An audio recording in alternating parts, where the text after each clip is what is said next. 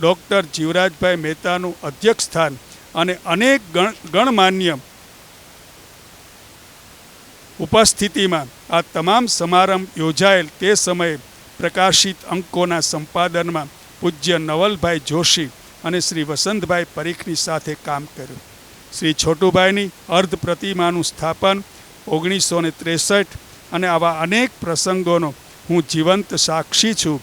મારા જીવનની મૂલ્યવાન મૂડી છે. સમય બદલાતો રહે છે.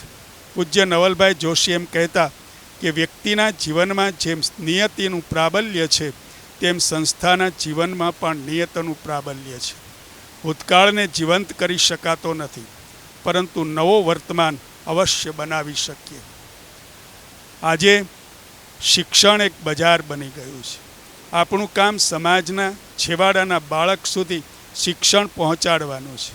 આપણી સંસ્થાઓની સ્થાપના માત્ર ચાંદીના ચમચા સાથે જન્મેલા બાળકો માટે નથી, પણ ઝૂંપડપટ્ટીના બાળકો માટે છે. એટલે આપણી નિષ્ઠાને વધુ ઉત્કૃષ્ટ બનાવવી પડશે અને પ્રજાના કરવેરાના પૈસા પ્રજા સુધી પહોંચવાડવાનું કામ કરવું પડશે.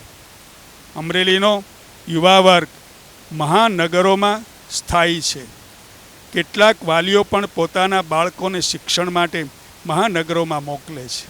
સ્વનિર્ભર સંસ્થાઓ ભૌતિક સુવિધા વધુ આપે છે અને અંગ્રેજી માધ્યમ તરફ દોટ વધતી જાય છે. એ બધાની વચ્ચે આપણે માતૃભાષા દ્વારા સઘન શિક્ષણ માધ્યમ ગુજરાતી પરંતુ મજબૂત અંગ્રેજીનું શિક્ષણ આપવાનું છે. સરકારનો અભિગમ બાળકોને વિનામૂલ્યે ભણાવવાનો છે. તેથી સરકારે ગ્રાન્ટેડ શાળાઓને ઘણી સુવિધા આપી છે. ડિજિટલ બોર્ડ, લેપટોપ, કમ્પ્યુટર વગેરે સારી ગુણવત્તાવાળા આપે છે. પુસ્તકો સરકાર આપે છે. આપણી પાસે અનુભવી, નિષ્ઠાવાન અને કાયમી શિક્ષકો છે. આ બધી આપણી મૂડી છે. તેનો આપણે ઉપયોગ કરીએ તો આપણે અવશ્ય નવો વર્તમાન કંડારી શકીશું. હું જવાબદારીપૂર્વક લખું છું કે આ માટે આપણા જેવી સંસ્થાઓએ એક થવું પડશે. આપણી પરસ્પર સ્પર્ધા નિવારીને કામ કરવાનું છે. આપણી સંસ્થાઓની વિશેષતા આપણે વાલી સમક્ષ અવશ્ય રજૂ કરી શકીએ, પણ અન્ય કોઈ સંસ્થાને નિંદા કે તુલનાની બચીએ. અમરેલીમાં છેલ્લા વર્ષોમાં આવું થયું છે. પરિણામે આપણે સૌને નુકસાન થયું છે.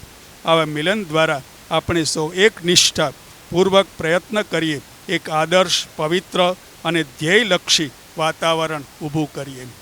વિશેષ આનંદની વાત એ છે કે આપ એક એવી સંસ્થામાં મળી રહ્યા છો જ્યાં સમાજના ઉપેક્ષિત વર્ગના બાળકોનું ઘડતર થાય છે.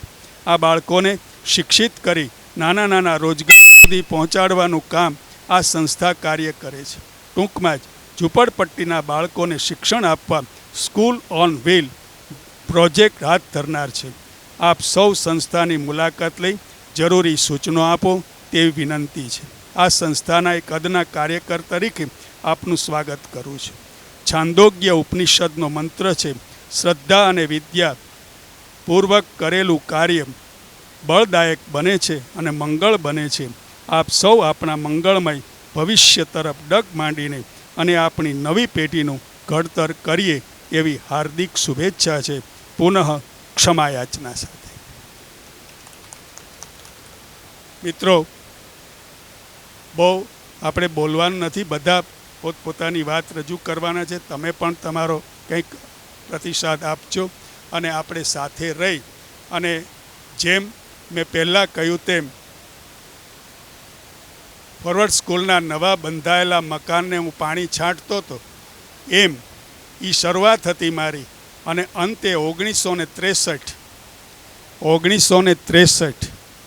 અમે બધા અખાડાના વિદ્યાર્થીઓ ભણવાનું ફોર્ડ સ્કૂલમાં અને ચેમ્પિયન થાય અખાડો.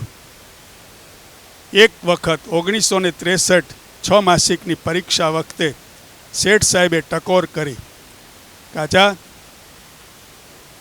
ભણો છો અહીંયા અને ચેમ્પિયન બીજું થાય છે. એ વાત ખટકી અને એ જ દિવસે મેં બધા જ મિત્રોને બોલાવ્યા અને એમ કહ્યું કે આ 63ના વર્ષ આપણું છેલ્લું છે અને એમાં આપણે ફોરવર્ડ સ્કૂલ તરફથી ઉતરવું છે અને ફોરવર્ડ સ્કૂલને ચેમ્પિયન બનાવવી છે. બધાએ વિરોધ કર્યો મારો. શું કામ? કે ફોરવર્ડ સ્કૂલમાંથી ઉતરીએ તો અખાડો હારી જાય અથવા તો એ ચેમ્પિયન ન થાય. પણ મેં કીધું આપણે એમની સંમતિથી અહીંયા ઉતરીશું. એમણે સંમતિ આપી પણ ખરી. 1963માં રમતગમત થઈ અને એમાં ફોરવર્ડ સ્કૂલ ચેમ્પિયન બની અને પૂજ્ય હંસાબેન મહેતા એમના હાથે મેં અને અરવિંદ કાબરિયાએ રનિંગ શિલ્ડ એનાયત થયો એ લીધેલો. આ ભવ્ય ભૂતકાળ મારે 2 જ પ્રસંગ તમને કહેવાના હતા એટલા માટે કે એ પાયામાં આપણે બધા જ એ નિંભાણામાંથી ઊભા થયા છે અને એને આપણે અત્યારે સરસ મજાના રંગરોગાનથી આપણે સમાજમાં અને ભારતની અંદર વિકસિત થયા છીએ.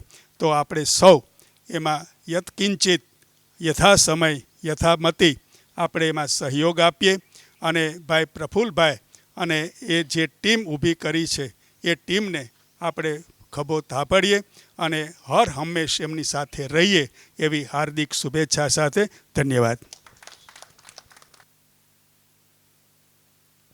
હાલો, થેન્ક યુ રવજીભાઈ સાહેબ.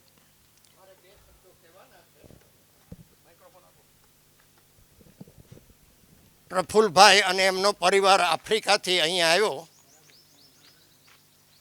ત્યારે એમના પિતાશ્રી મોતીભાઈ એનું સ્મરણ કરતા મને અતિ આનંદ થાય છે.